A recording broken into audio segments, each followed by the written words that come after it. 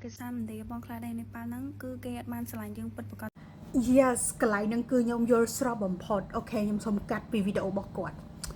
ហើយអានេះគឺ my personal experience មកគឺខ្ញុំរៀង lucky ដែរដោយសារ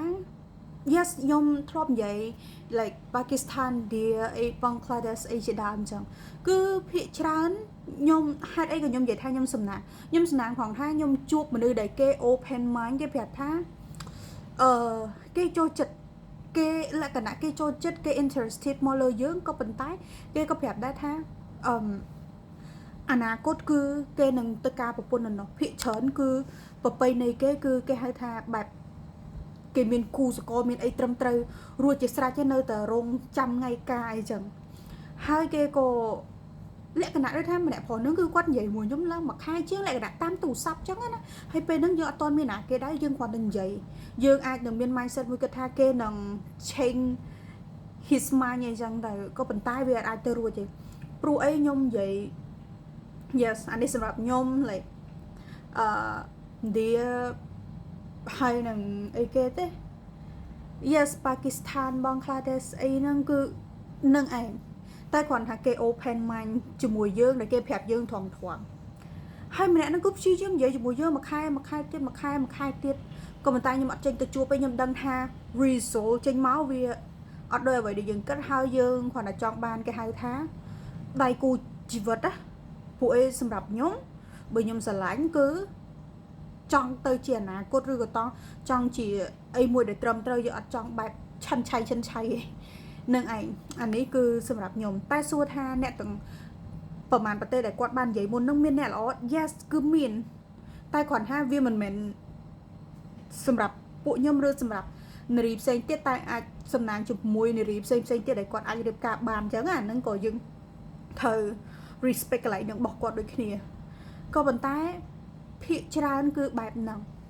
អានេះសម្រាប់ការជួបផ្ទាល់របស់ខ្ញុំតែគ្រាន់ថាអ្វីដែលខ្ញុំសំណាងគឺ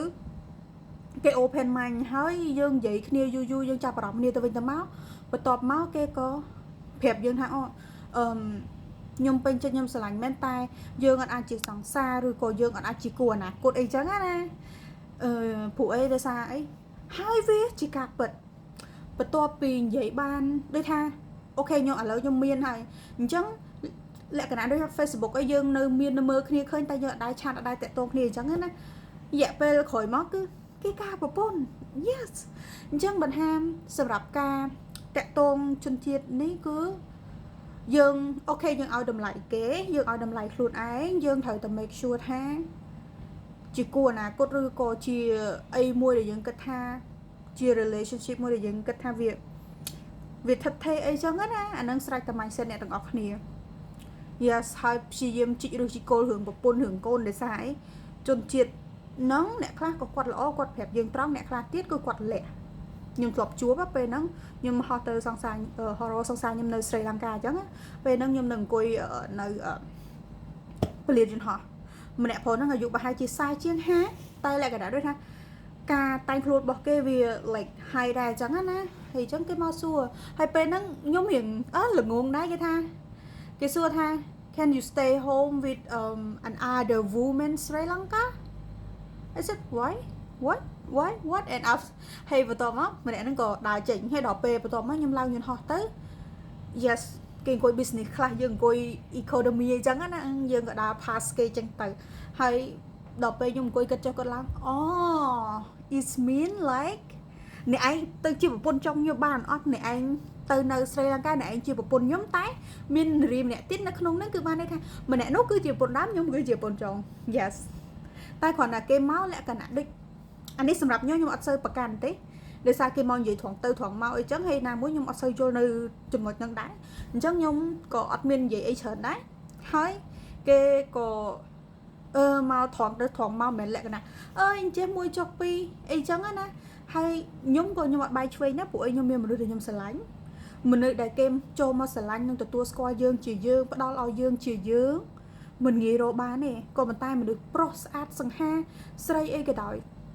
ស្អាតសង្ហាហើយសូលុយគឺអត់ចេះខ្វះតែសំខាន់អ្នកទាំងអស់ដែលយើងនិយាយហ្នឹងតើគេស្រឡាញ់និងស្មោះត្រង់យើងដូចមនុស្សដែលយើងសែបគ្រប់រាល់ថ្ងៃអត់ dạ cái này nó thật kịch này ok ngày nay cứ nhóm mình tích tôi sầm rạp experience to luôn mà nhóm chẳng có bậc cài bậc càn này nó ok bye